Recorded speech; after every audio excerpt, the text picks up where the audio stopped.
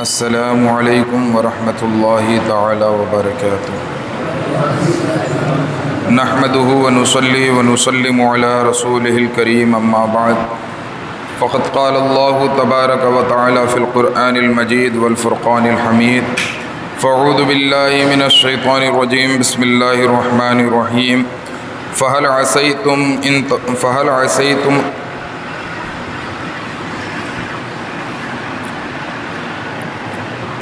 قال اللہ تبارک وتعالی فی القرآن المجید والفرقان الحمید، فاعوذ باللہ من الشیطان الرجیم، بسم اللہ الرحمن الرحیم۔ فہل عصیتم ان تولیتم ان تفسدوا فی الارض وتقطعوا ارحامکم اولئک الذین لعنهم اللہ فاصمهم واعمی ابصارهم۔ آمنت باللہ صدق اللہ العظیم وبلغنا رسولہ النبی الامین المتین الکریم، ونحن على ذلك لمن الشاهدين والشاكرين والحمد لله رب العالمين۔ ان الله وملائكته يصلون على النبي يا ايها الذين آمنوا صلوا عليه وسلموا تسليما۔ اللهم صل على سيدنا مولانا محمد وبارك وسلم، صلاة وسلام عليك يا رسول الله صلی اللہ تعالی علیہ وسلم۔ ایک دفعہ اور نبی اور آل نبی کی بارگاہ میں درود و سلام کا نذرانہ پیش کریں، پڑھیں اللہم صلی علی محمد و آل محمد کما تحب و ترضی بان تصلی علیہ صلاۃ تبقی و تدوم بدوام الملک الحی القیوم۔ باغ جنت کے ہیں بہرے مدح خانے اہل بیت، باغ جنت کے ہیں بہرے مدح خانے اہل بیت، تم کو مژدہ نار کا اے دشمنان اہل بیت۔ باغ جنت کے ہیں بہرے مدح خانے اہل بیت، تم کو مژدہ نار کا اے دشمنان اہل بیت۔ اور کس زباں سے ہو بیا عز و شان اہل بیت، مدح گوئے مصطفیٰ ہیں مدح خانے اہل بیت، مدح گوئے مصطفیٰ ہیں مدح خانے اہل بیت۔ اور ان کے گھر میں بے اجازت جبرائیل آتے نہیں، ان کے گھر میں بے اجازت جبرائیل آتے نہیں۔ قدر والے جانتے ہیں قدر شان اہل بیت، قدر والے جانتے ہیں قدر شان اہل بیت۔ ان کے گھر میں بے اجازت جبرائیل آتے نہیں، قدر والے جانتے ہیں قدر شان اہل بیت۔ اور اہل بیت پاک سے گستاخیاں بے باکیاں، اہل بیت پاک سے گستاخیاں بے باکیاں، لعنت اللہ علیکم دشمنان اہل بیت، لعنت اللہ علیکم دشمنان اہل بیت۔ اور بے ادب گستاخ فرقے کو سنا دے اے حسن، بے ادب گستاخ فرقے کو سنا دے اے حسن، یوں کہا کرتے ہیں سنی داستان اہل بیت، یوں کہا کرتے ہیں سنی داستان اہل بیت۔ مدح گوئے مصطفیٰ ہیں مدح شان اہل بیت، مدح گوئے مصطفیٰ ہیں مدح شان اہل بیت۔ درود پاک پڑھیں اللہم صلی علی سیدنا و شفیعنا نبینا مولانا محمد وبارک وسلم، صلو علیہ صلاۃ و سلام علیک یا رسول اللہ صلی اللہ تعالی علیہ وسلم۔ عزیزان محترم، کل کا جو میرا موضوع تھا کہ یزید لعین کی کیا حقیقت ہے، اس پر جو باتیں آپ کے سامنے رکھی گئیں، اسی گفتگو کو آگے بڑھاتے ہوئے آج پھر آپ کے سامنے حاضر ہوا ہوں، اور ساتھ ہی ساتھ جو اسی کے متعلق ایک دوسرا عنوان تھا حدیث قسطنطنیہ کی وضاحت، انشاءاللہ اسے بھی آپ کے سامنے رکھنے کی کوشش کروں گا۔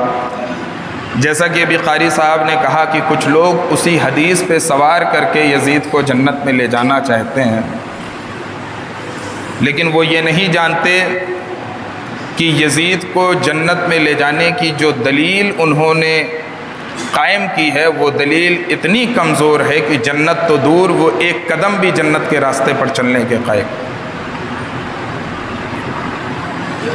لیکن اس حدیث کی وضاحت سے پہلے جیسا کہ کل آپ کے سامنے رکھا گیا کہ یزید کا کیا کردار تھا، اس کے کیا کارنامے تھے، انہی میں سے چند باتیں پھر آج آپ کے سامنے رکھ رہا ہوں، اور اپنے اکابرین کا ایک نظریہ میں آپ کو سمجھانے کی کوشش کر رہا ہوں۔ یہ کہا جاتا ہے کہ پہلے تو لوگ کوئی یزید کے بارے میں کچھ نہیں کہا کرتے تھے، یہ 14 صدی کے بعد لوگوں کو سوجا ہے کہ یزید کو لعن طعن کیا جائے۔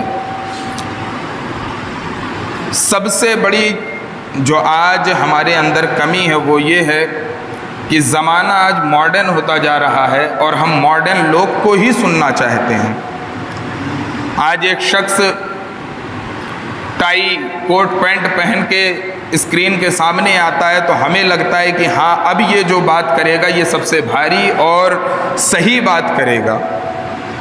اسی طریقے سے کوئی انجینئر آ کے گفتگو کرتا ہے، ہم اس کی بات کو مان لیتے ہیں، کوئی پلمبر آ کے گفتگو کرتا ہے، ہم اس کی بات کو مان لیتے ہیں، لیکن اگر نہیں مانتے تو کسی عالم دین کی بات نہیں مانتے۔ اور یہ سب قرب قیامت کی نشانیاں ہیں۔ میرے عزیزوں، مرزا قادیانی جس نے نبوت کا دعویٰ کیا، آج اس کے بھی ماننے والے لوگ ہیں، اسے بھی صحیح کہتے ہیں، اور دلیل ان کی بھی قرآن و حدیث ہے، تو کیا مرزا قادیانی کو صحیح مان لیا جائے؟ تو جو انسان اپنی ہر بات میں قرآن یا حدیث پیش کرے تو ضروری نہیں ہے کہ وہ صحیح ہی بات کہہ رہا ہو سکتا ہو کہ دلیل کسی اور موقع کے لیے آئی ہو، پیش کسی اور موقع پہ کر رہا ہو۔ اس لیے جو اہل علم ہیں، جنہیں دین کی مہارت حاصل ہے، جنہوں نے سوشل میڈیا اور انٹرنیٹ کے ذریعے سے دین نہیں حاصل کیا بلکہ کسی درسگاہ میں جا کر کسی بزرگ کے سامنے زانو تلمس طے کر کے علم دین حاصل کیا ہو، ایسے شخص سے دین حاصل کرنا چاہیے اور دین کو سیکھنا چاہیے۔ اسی میں آپ کی بھی عافیت ہے اور آپ کے ایمان کی بھی عافیت ہے۔ اور اگر سوشل میڈیا کے چکر میں پڑیں گے تو نہ آپ بچیں گے نہ آپ کا ایمان بچے گا۔ جس آیت کریمہ کی میں نے تلاوت کی، کل بھی میں نے اسی آیت کریمہ کو تلاوت کیا تھا، اس کا ایک ٹکڑا میں نے پڑھا تھا، فَهَلْ عَصَيْتُمْ إِن تَوَلَّيْتُمْ أَن تُفْسِدُوا فِي الْأَرْضِ وَتُقَطِّعُوا أَرْحَامَكُمْ۔ اللہ تبارک و تعالیٰ ارشاد فرماتا ہے کہ اگر تمہیں زمین کی سرداری مل جائے انسان سے مخاطب ہو کر، تو تمہاری حرکتوں کو دیکھ کر یہی کہا جا سکتا ہے کہ تم زمین پر فساد ہی پھیلاؤ گے، تم سے کسی خیر کی امید نہیں ہے۔ یہ کن کے بارے میں؟ یہ ہر کسی کے بارے میں نہیں ہے، بلکہ یزید جیسے نااہل جنہیں حکومت سپرد کر دی جاتی ہے یا وہ تخت حکومت پر بیٹھتے ہیں تو ان سے کسی خیر کی امید نہیں ہو سکتی ہے، بلکہ وہ جب بھی کوئی کام کریں گے وہ شر والا ہی کام کریں گے۔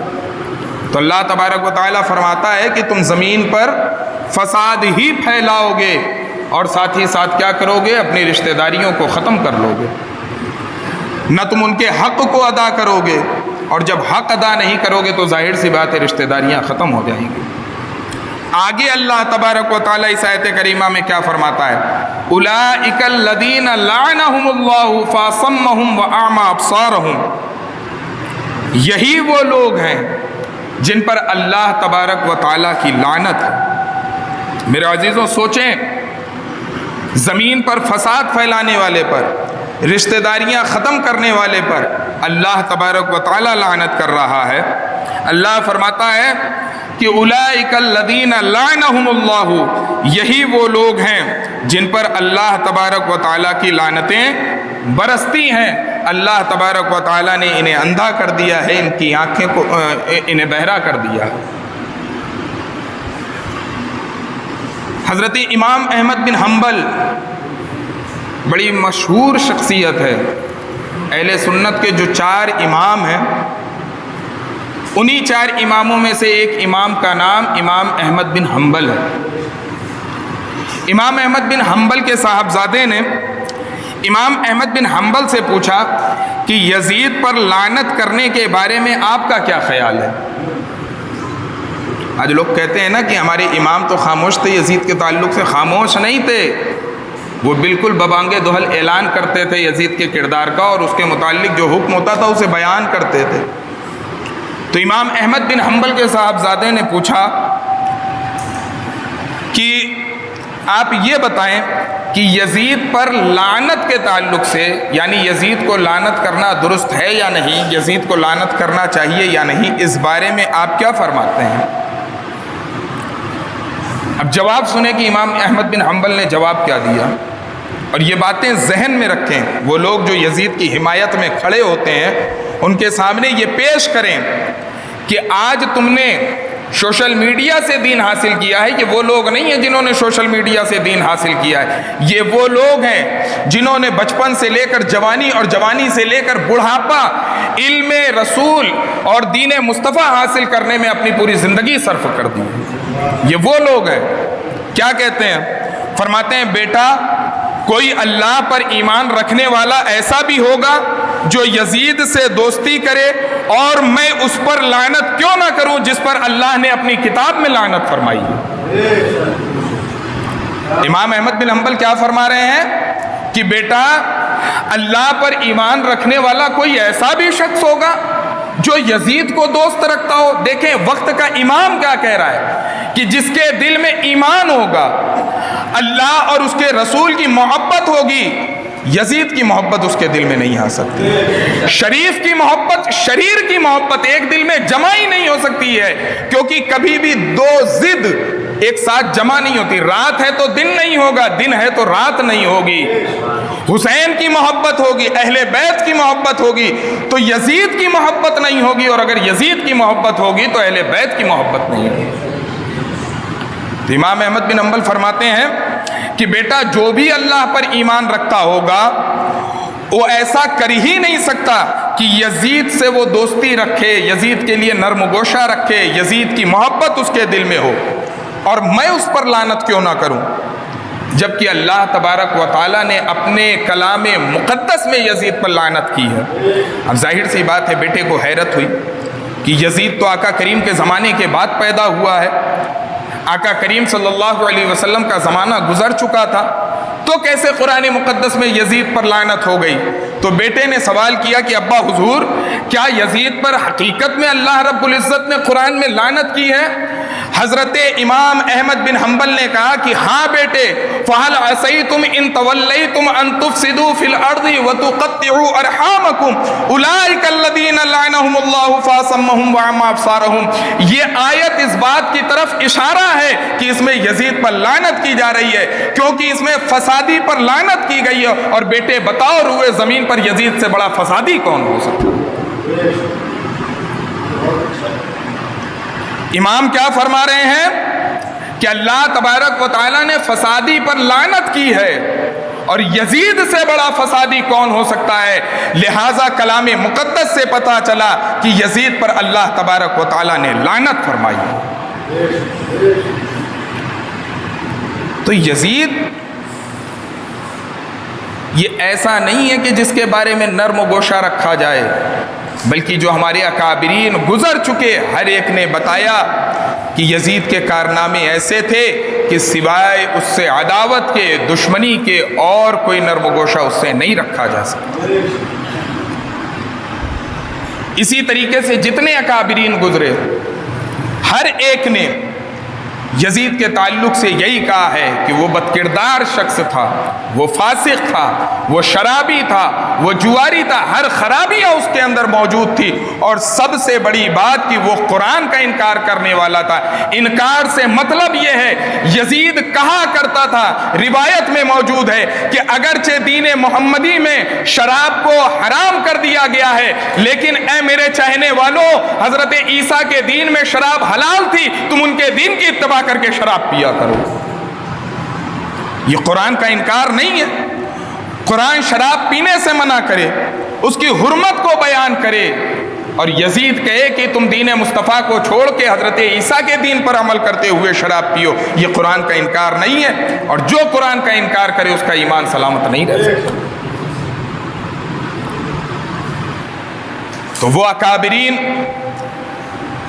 جن تک اس کے کفر کی بات نہیں پہنچی، کفر سے اگرچہ سکوت کیا ہے، لیکن فسق کا حکم ہر کسی نے لگایا ہے کہ یزید فاسق تھا، فاجر تھا، ظالم تھا، جابر تھا، اور جن کے پاس اس کے کفر کی روایت پہنچی ہر ایک نے اس کو کافر کہا۔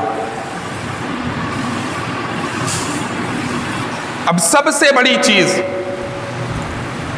کہ آج ایک طبقہ آخر کیا وجہ ہے کہ یزید کو جنتی بنانے پر تلا ہوا ہے، اسے صحابی بنانے پر؟ میں نے کل صحابیت کے تعلق سے بتا دیا کہ جو سیدنا عمر فاروق کے زمانے میں یا حضرت عثمان غنی کے زمانے میں پیدا ہوا ہو وہ صحابی تو ہو ہی نہیں سکتا، کیونکہ صحابیت کا مدار کیا ہے؟ ایمان کی حالت میں آقا کریم کو دیکھنا اور ایمان کی حالت میں رخصت ہو جانا۔ اور تابعی کیوں نہیں ہے؟ کیونکہ تابعی دیکھنے کی بنیاد پر نہیں بنتا، اتباع کی بنیاد پر بنتا ہے، اور صحابہ کی اتباع اس کے اندر موجود تھی ہی نہیں، اس لیے نہ یزید صحابی تھا اور نہ ہی یزید تابعی تھا۔ تو آخر کیا وجہ ہے کہ ایک مکتب فکر اس بات کی کوشش کرتا ہے اور وہ یہ امت کو سمجھانے کو کوشش کرتا ہے کہ یزید کو برا نہ کہو، یزید مومن ہے، جنتی ہے، رسول اللہ نے اسے جنت میں جانے کی بشارت دی ہے۔ اس کا پہلے پس منظر سمجھیے۔ آقا کریم صلی اللہ علیہ وسلم کی ایک حدیث ہے جو حدیث قسطنطنیہ کے نام سے مشہور ہوئی۔ کس نام سے؟ حدیث قسطنطنیہ کے نام سے مشہور ہوئی۔ آقا کریم صلی اللہ علیہ وسلم نے ارشاد فرمایا کہ جو لشکر سب سے پہلے قیصر روم پر حملہ کرے گا اس میں جتنے لوگ شریک ہوں گے سب کی مغفرت کر دی گئی ہوگی، مغفور لہم ہوں گے، وہ لوگ بخشے بخشائے ہوں گے۔ کیا فرمایا آقا کریم نے؟ کہ جو لوگ سب سے پہلے قیصر روم پر حملہ کریں گے وہ لوگ بخشے بخشائے ہوں گے۔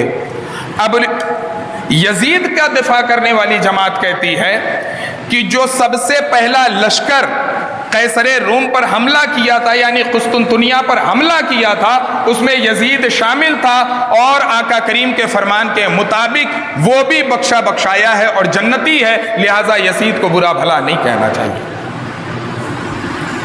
میں کئی اعتبار سے اس حدیث کی آپ کے سامنے حیثیت رکھتا ہوں۔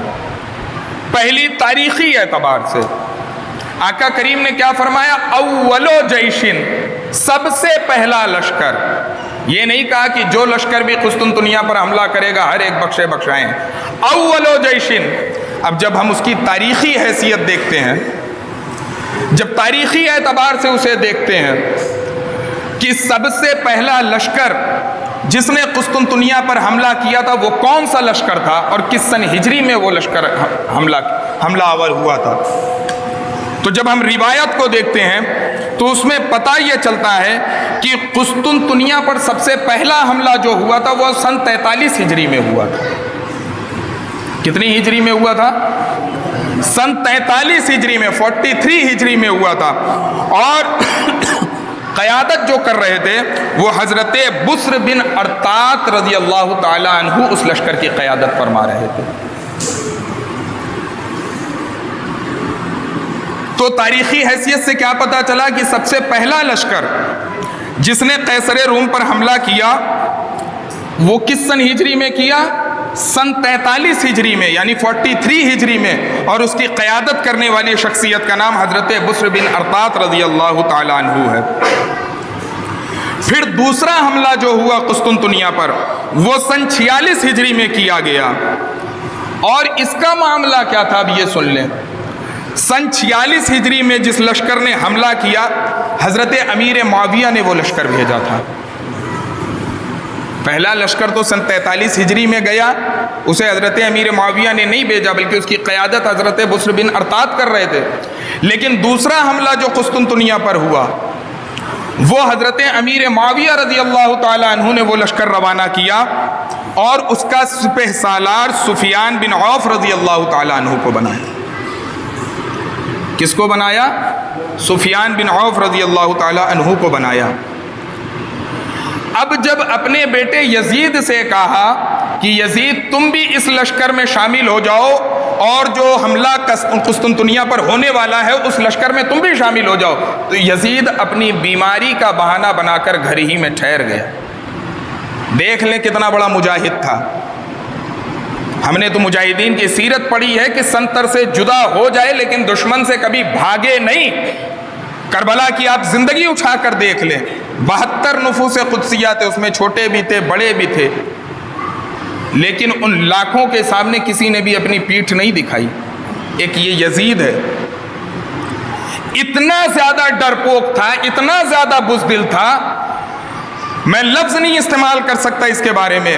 بس آپ اندازہ لگا لیں کہ جب باپ نے حکم دیا حضرت امیر معاویہ نے کہ جاؤ تم بھی لشکر میں شریک ہو، تو کہتا میری طبیعت خراب ہے، میں جنگ میں جانے کے لائق نہیں ہوں۔ اتنا خوف اس کے اندر رہتا تھا۔ آگے سنیں معاملہ، لشکر گیا، اتفاق یہ ہوا کہ کچھ ناگہانی صورت پیدا ہو گئی، لشکر میں جو لوگ گئے تھے وہ بیمار ہو گئے، بخار میں مبتلا ہو گئے۔ جب یزید کو خبر ملی کہ جو لوگ لشکر میں گئے تھے وہ بیمار ہو گئے تو یہ خوش ہوا اور اشعار پڑھنے لگے کہ دیکھو جو لوگ لشکر میں گئے تو ان کا کیا حال ہوا، اور میں اپنے گھر میں اپنی بیوی کو بغل آغوش میں لیے ہوئے بیٹھا ہوں۔ اگر میں بھی جاتا تو بیمار ہو جاتا، میرا بھی یہی حال ہوتا، میں گھر میں محفوظ ہوں نہیں گیا، میری بیوی بغل میں ہے اور میں اس کے ساتھ مستی کر رہا ہوں۔ جب حضرت امیر معاویہ رضی اللہ تعالی عنہ کو یہ پتا چلا کہ یزید ان کی مصیبت پر خوشی منا رہا ہے تو آپ نے سختی کی، زبردستی اسے لشکر میں بھیجا اور کہا کہ تم بھی جا کے اس میں شریک ہو، اور جو مصیبتیں ان پہ نازل ہو رہی ہیں تم بھی اس مصیبت کو سو۔ تب مجبوراً اسے اس لشکر میں جا کے شریک ہونا پڑا، اور پورے وقت وہ خیمے سے نکلا نہیں، خیمے میں ہی بیٹھا رہا۔ یہ ہے یزید کی بہادری۔ اول تو گیا نہیں، بیماری کا بہانہ کیا، پھر جب اس نے ان مجاہدین پر جو حملہ کرنے کے لیے گئے تھے ناگہانی صورت کی وجہ سے بیمار ہو گئے تو ان کا مذاق اڑانے لگا۔ جب باپ کو پتا چلا کہ یہ ان کا مذاق اڑا رہا ہے تو بطور سزا اسے کہا کہ اب تم بھی جا کے وہاں پہ انہی جیسی مصیبتیں تم بھی جھیلو جو مصیبتیں ان پر نازل ہو رہی ہیں۔ تو ایک بات تو یہ پتا چلی کہ پہلا حملہ جس لشکر نے کیا تھا اس میں یزید شامل نہیں تھا۔ دوسرا حملہ جس لشکر نے کیا اول یہ بھی اس میں شامل نہیں تھا، بطور سزا اسے اس میں شامل کیا گیا کہ جو مصیبتیں ان پر نازل ہوئی تم خوشی منا رہے ہو، تم بھی جاؤ تاکہ تمہیں بھی ان کی تکلیف کا اندازہ ہو۔ تو بطور سزا یہ دوسرے لشکر میں شریک ہوا ہے۔ آگے دیکھیں، اب اس اعتبار سے اس کی حیثیت دیکھیں کہ اگر یہ مان بھی لیا جائے کہ یزید پہلے لشکر میں ہی شریک تھا جس نے قسطنطنیہ پر حملہ کیا، جس لشکر نے حملہ کیا، اگر ہم یہ مان بھی لیں کہ یزید اس میں شریک تھا پھر بھی یہ جنتی نہیں ہے، پوچھیں وہ کیسے؟ آقا کریم صلی اللہ علیہ وسلم نے جو مغفور لہم کا لفظ فرمایا ہے یہ مطلق نہیں ہے، مشروط ہے۔ تمام محدثین کا اس بات پر اتفاق ہے، تمام اکابرین کا اس بات پر اتفاق ہے کہ آقا کریم نے اس حدیث میں جو یہ فرمایا ہے کہ جو بھی قسطنطنیہ پر سب سے پہلے حملہ کرے گا اس لشکر میں شریک تمام لوگ بخشے بخشائے ہیں، یہ مطلق نہیں بلکہ مشروط ہے، اور وہ مشروط اس بات سے ہے کہ اگر قسطنطنیہ پر حملہ کرنے کے بعد بھی وہ دین کے راستے پر چلتا رہا، اسلام کے راستے پر چلتا رہا، میرے بتائے ہوئے طریقے پر چلتا رہا اور اسی طریقے پر چلتے ہوئے مر گیا، انتقال کر گیا تو وہ مغفور اللہم ہے، اور اگر اس طریقے سے ہٹ گیا تو وہ مغفور اللہم سے خارج ہے۔ بات سمجھ میں آ رہی ہے؟ آقا کریم نے جو فرمایا کہ اس لشکر میں لوگ بخشے بخشائے ہیں تو اس کا مطلب یہ ہے کہ بخشش انہیں اسی وقت ملے گی کہ وہ اس لشکر میں شریک بھی ہوں، اور اس کے بعد کوئی ان کا کارنامہ ایسا نہ ہو جو انہیں جہنم میں لے جانے والا ہو، تب وہ بخشے بخشائے ہیں، ورنہ وہ مطلق بخشے بخشائے نہیں ہیں، بلکہ اگر کوئی ایسا عمل کیا ہوگا تو اس کی سزا وہ پائیں گے۔ اور بعض محدثین نے اس کی دوسری تشریح یہ کی ہے کہ یہاں مغفور اللہم سے مطلب یہ ہے کہ جو اس نے اس لشکر پر حملہ کرنے سے پہلے، یعنی اس لشکر میں جس نے قسطنطنیہ پر حملہ کیا، اس میں شریک ہونے سے پہلے جو گناہ اس نے کیے ہیں، رب تبارک و تعالیٰ اس حملے کی برکت سے اس کے پچھلے گناہ معاف کر دے گا۔ آئندہ اگر کوئی گناہ کرتا ہے تو اس کو نہیں معاف کرے گا۔ تو بات سمجھ میں آ گئی؟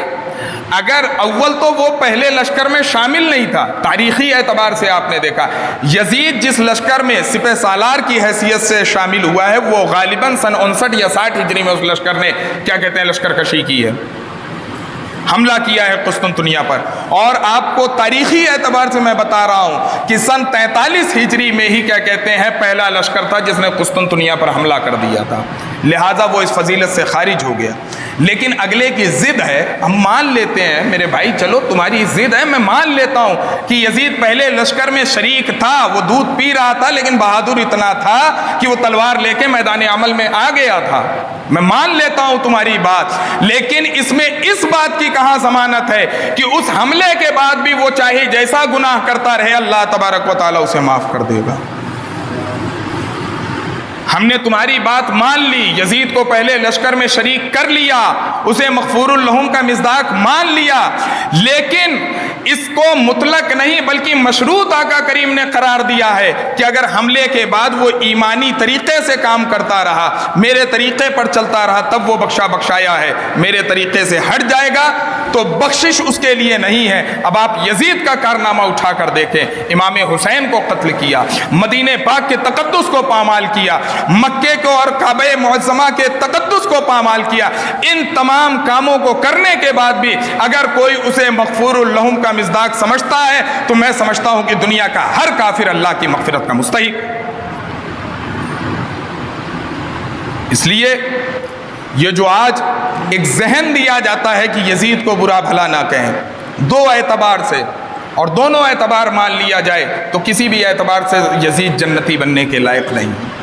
اول کہ اس لشکر میں یہ تھا ہی نہیں جس نے سب سے پہلے قسطنطنیہ پر حملہ کیا، اور اگر مان بھی لیا جائے تو آقا کریم کا فرمان کہ وہ بخشائے ہیں یہ مشروط ہے ایمان کی صحت کے ساتھ کہ ان کا ایمان سلامت رہے مرتے دم تک، ورنہ مان لیجئے قسطنطنیہ پر پہلے لشکر نے حملہ کیا اور اس میں کا کوئی ایک شخص مرتد ہو گیا معاذ اللہ رب العالمین، مرتد یعنی دین اسلام سے پھر گیا، تو کیا آپ کہیں گے کہ اب بھی وہ جنت کا حقدار ہے؟ بولیں، کیا اب بھی وہ جنت کا حقدار ہے؟ نہیں ہے۔ تو پتہ یہ چلا کہ وہاں ایمان کی صحت کے ساتھ ان کے لیے بخشش کی گارنٹی لی گئی ہے، اگر ایمان خراب ہو جائے تو اب ان کے لیے بخشش کی گارنٹی نہیں ہے، اور یزید نے اپنا ایمان خراب کیا ہے، اس کا ایمان درست نہیں تھا، اس لیے اگر وہ پہلے لشکر میں شریک بھی ہوتا تو اس کے باوجود بھی وہ جنت کا مستحق نہیں۔ تو یہ تاریخی شواہد ہیں جس بنیاد پر یزید جنتی ہو ہی نہیں سکتا ہے، کوئی کتنی بھی کوشش کر لے۔ وہ الگ بات ہے کہ اس کوشش کے ذریعے سے انسان اس بات کا ثبوت دے دیتا ہے کہ ہم اہل بیت سے محبت کرنے والے ہیں یا دشمنان اہل بیت سے محبت کرنے والے ہیں۔ اس لیے میرے عزیزوں، یزید لعین اس کے تعلق سے کبھی بھی نرم و گوشہ نہ رکھیے گا، یہ اللہ کی رحمت کا مستحق ہی نہیں ہے۔ جب امام احمد بن حنبل نے فرما دیا کہ اللہ کی لعنت اس پر برس رہی ہے تو اس پر کیسے رحم کی امید کی جا سکتی ہے؟ یزید سے بڑا لعنتی کوئی نہیں ہو سکتا، کیونکہ کوئی دشمن ایمان کو نہ ماننے والا یہ معاملہ کرتا تو اتنا عظیم سانحہ نہ ہوتا، اتنی بڑی بات نہ ہوتی، لیکن یزید اسی نبی کا کلمہ پڑھتا تھا جس نبی کا کلمہ امام حسین پڑھتے تھے۔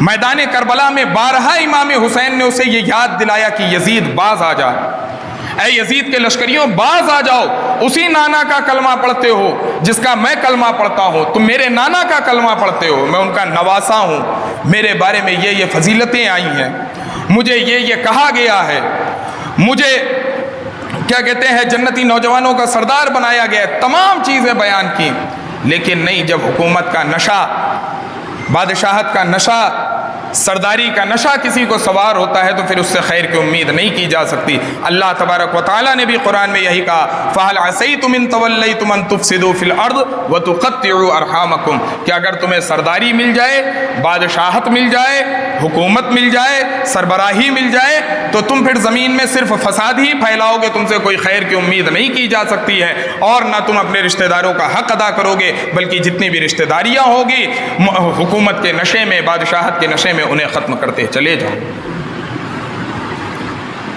میرے عزیزوں، اہل بیت کی محبت اپنے دل میں پیدا کرو، اور ایسی محبت پیدا کرو جیسی محبت آج ایک طبقہ جو اپنے آپ کو فقط اہل بیت کے جانب منسوب کرتا ہے۔ الحمدللہ ہم اہل سنت ہیں، ہم اہل بیت سے بھی محبت کرتے ہیں، خلفائے راشدین سے بھی محبت کرتے ہیں، اور جتنے صحابہ اکرام ہیں، حضرت ابوبکر صدیق رضی اللہ تعالیٰ عنہ سے لے کر حضرت امیر معاویہ تک، یا اور جو بھی آخری صحابی ہو، ہم ہر صحابی کا ادب اور احترام کرنے والے ہیں۔ یہ اہل سنت ہے کہ جس میں کسی کے تعلق سے آپ کوئی غلط نظریہ نہیں پائیں گے۔ ہمیشہ جو جس اہمیت کا، جس فضیلت کا حامل رہا ہے، اسے وہ مقام اور مرتبہ دیا گیا ہے، اس کی ویسی ہی تعظیم کی گئی، توقیر کی گئی، تو الحمدللہ ہم اہل سنت ہیں۔ ہاں چند فروعی اختلافات ہو جاتے ہیں، لیکن ہم اہل بیت سے بھی محبت کرنے والے ہیں، صحابہ اکرام سے بھی محبت کرنے والے ہیں، اور جتنے بھی صحابہ اکرام کے نقش قدم پر چلنے والے ہر ایک سے محبت کرنے والے ہیں۔ لیکن ہرگز یہ سمجھنا کہ یزید کے تعلق سے ہمارے دل میں کوئی نرم گوشہ ہے، جو بھی دشمنان اہل بیت ہوگا، ہم جتنی شدت سے اہل بیت اور صحابہ اکرام سے محبت کرتے ہیں، اتنی ہی شدت سے دشمنان اہل بیت سے نفرت کیا کرتے ہیں۔ رب کریم ہماری اس محبت کو قائم و دائم فرمائے۔ اب آخر میں ایک بات اور ایک پیغام آپ کے سامنے میں رکھنا چاہتا ہوں۔ میرا ایک سوال ہے آپ تمامی لوگوں سے، یہ بتائیں کہ یزید کو آپ برا کیوں سمجھتے ہیں؟ بتائیں یزید نے ایسا کون سا عمل کیا جس کی بنیاد پر آپ اسے برا سمجھتے ہیں؟ قتل امام حسین، بولیں، قتل امام حسین، مدینے پر حملہ کرانا، مکے پر حملہ کرانا، یہ تمام چیزیں ہیں۔ اس سے پہلے یزید کا کوئی عمل خراب نہیں تھا، بولیں، اس سے پہلے یزید کا کوئی عمل خراب نہیں تھا۔ اگر خراب نہیں تھا تو پھر مولا امام حسین اس کے مقابلے میں کھڑے کیوں؟ آج جو ہم سے سب سے بڑی غلطی ہو رہی ہے، ہم یہ سمجھتے ہیں کہ یزید کا سب سے غلط کارنامہ وہ امام حسین کو قتل کرنا ہے، اور یزید ہمارا جو دشمن ہے وہ امام حسین کے قتل کی وجہ سے ہے۔ یہ ہم غلط نظریہ رکھتے ہیں میرے دوستوں۔ اگر قتل امام حسین کے بعد یزید سے ہماری دشمنی ہے تو پھر امام حسین کے قتل سے پہلے مولا امام حسین کیوں یزید کے خلاف کھڑے ہوئے تھے؟ آپ کا یزید کے خلاف آنا یہ امت کو بتا رہا ہے کہ یزید کے اندر کچھ ایسی خرابیاں تھیں کہ اگرچہ اس نے ابھی میرا قتل نہیں کیا ہے، پھر بھی یزید کو اپنا قائد تسلیم نہیں کیا جا سکتا۔ یہ بات مانتے ہیں؟ اگر قتل امام حسین کی وجہ سے آپ یزید سے دشمنی رکھیں گے یا یزید کو برا بھلا کہیں گے تو سوال یہی پیدا ہوگا کہ امام حسین پھر کیوں اس کے خلاف نکلے تھے اگر اس سے پہلے وہ بالکل درست تھا۔ امام حسین کا خروج کرنا، اس کی بیعت کو نہ مارنا، یہ باتیں بتا رہا ہے کہ یزید صحابہ اکرام اور رسول اللہ کے طریقے پر چلنے والا نہیں تھا، بلکہ ان کے طریقے سے ہٹ کر چلنے والا تھا۔ اس کی فکر کچھ اور تھی، اس کی سوچ کچھ اور تھی، اس کا طریقہ کچھ اور تھا، جس طریقے، سوچ اور فکر کے خلاف امام حسین میدان عمل میں آئے تھے۔ بات سمجھ میں آ رہی ہے؟ تو ہماری دشمنی صرف یزید سے نہیں ہے، ہر اس انسان سے ہے جو یزیدی فکر کا حامل ہوگا، اور اگر میں اس کی ڈیٹیل میں جاؤں نا تو شاید کوئی نہ بچ پائے۔ یزید کے اندر کیا خرابی تھی؟